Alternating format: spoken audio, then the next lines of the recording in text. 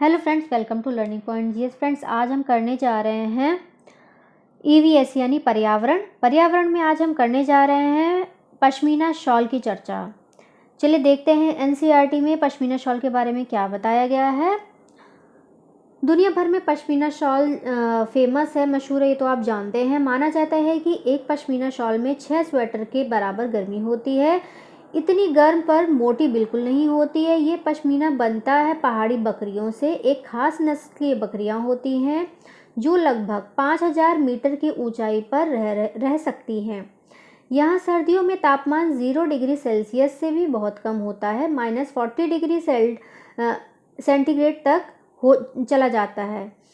इतनी सर्दी से बचने के लिए बकरियों के शरीर पर बहुत ही बारीक और नरम बाल उगाते हैं जो गर्मियों में झड़ जाते हैं। ये बाल बहुत ही पतले होते हैं, इतने पतले कि बकरी के 6 बाल मिलाकर तुम्हारे सिर के एक बाल की मोटाई के बराबर होते हैं। इसीलिए पश्मीना शॉलों को मशीनों द्वारा नहीं बुना जा सकता। इनकी बुनाई हाथों से करने के लिए खास बुनकर होते हैं। अगर एक बुनकर 2.5 घंटे बुनाई करे तब जाकर एक साधारण पश्मीना शॉल तैयार होती है। इतनी मेहनत इसमें एक शॉल बनाने में लगती है। अगर डिज़ाइन वाली शॉल बनानी हो तो उससे और भी अधिक समय लगता है। तो इसमें बहुत सारे प्रश्न बन जाते हैं आपके। काफ़ी बार रिपीट होता है कि एक पश्मीना शॉल कितने स्वेटरों के बराबर होती है। नेक्स्ट हम जो ले रहे हैं फसलों के बारे में ले रहे हैं। फसलों के बारे में इनमें से एक ना एक क्वेश्चन जरूर आता है। किसी भी कॉम्पिटिटिव एग्जाम के लिए ये वीडियो आपकी बहुत हेल्पफुल रहेगी, चाहे केवीएस का एग्ज़ाम हो या अदर किसी टीचिंग एग्ज़ाम हो। तो चलिए देखते हैं फसलों के बारे में। हम पढ़ रहे हैं खरीफ, रबी और जायद की फसल के बारे में। हम जानेंगे कौन सी फसल किस महीने में आती है और उस फसल में कौन कौन सी चीज़ उगाई जाती है। तो पहले देखते हैं खरीफ की फसल, जो जुलाई, अगस्त, अक्टूबर और नवंबर तक इसकी खेती की जाती है। इसमें धान, मक्का, जूट, उड़द, ज्वार और हल्दी, ईख इसमें उगाई जाती है। ये होती है खरीफ की फसल। रबी की फसल कौन कौन सी होती है? गेहूँ, जौ, आलू, चना, मटर और प्याज, ये होती है रबी की फसल। ये अक्टूबर, नवंबर से अप्रैल, मई तक इसकी बुआई होती है। तीसरी हमारी जायद की फसल। जायद की फसल फरवरी, मार्च से लेकर अप्रैल, मई तक इसकी खेती होती है। इसमें क्या क्या आता है? तंबाकू, खीरा, मूंग, अरबी और सूरजमुखी इसमें आते हैं। तो फ्रेंड्स, जो फसलों के ऊपर जो प्रश्न हैं, मोस्टली कॉम्पिटिटिव एग्जाम्स में एक ना एक प्रश्न फसलों के ऊपर जरूर आता है।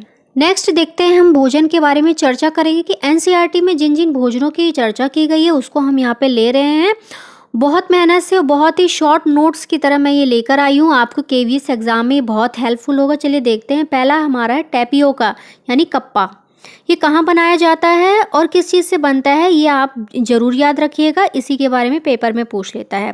कप्पा यानी टैपियोका केरल में खाया जाने वाला भोजन है। ये ज़मीन के नीचे उगाया जाता है। नारियल डाली हुई किसी भी करी के साथ उबला हुआ टैपियोका खाया जाता है, जैसे आप पिक्चर में देख रहे हैं। दूसरा है हमारा कश्मीर। कश्मीर में बताते हैं कि सरसों के तेल में मछली बनाई जाती है। यहाँ पे सरसों के तेल में बनाई हुई मछली प्रसिद्ध है। तो प्रश्न आ जाता है, सरसों के तेल में बनी हुई मछली कहाँ प्रसिद्ध है? तो कश्मीर में प्रसिद्ध है। दूसरा है गोवा। गोवा में नारियल के तेल में बनी हुई समुद्र की मछली खाई जाती है, ये वहाँ पे प्रसिद्ध है। लास्ट है हमारा हांगकांग। हांगकांग में एनसीईआरटी में बताया गया है, हांगकांग की चर्चा की गई है। सांप से बना हुआ खाना जिसे लिंग हू फेन कहा जाता है, वह डिश हांगकांग की है, वहाँ पे बनाई जाती है। तो ये भोजन के ऊपर हमारा ये वीडियो, ये जो हमारा टॉपिक है वो क्लियर हो गया है। जो एनसीईआरटी में भोजन की चर्चा की गई है, हमने यहाँ पे लगभग सब कुछ कवर करने की कोशिश की है। जो कुछ रह गया है वो हम अगली वीडियो में, इस वीडियो के माध्यम से हमने बात की है भोजन के बारे में, पश्मीना शॉल के बारे में भी हमने चर्चा की है और फसलों के बारे में, जो बहुत इंपॉर्टेंट टॉपिक है। इनमें से एक ना एक क्वेश्चन जरूर आता है। जो भी हम यहाँ पे टॉपिक ले रहे हैं वो बैक ईयर के पेपर में आए हुए प्रश्न हैं, उसको हम यहाँ पे कवर करने की कोशिश कर रहे हैं। और हमारा यही प्रयास रहेगा कि केवीएस के एग्ज़ाम से पहले आपका ईवीएस में पूरा कवर करा दूँ। अगर वीडियो अच्छी लगी हो तो लाइक, सब्सक्राइब एंड शेयर करना ना भूलें। Thank you for watching friends.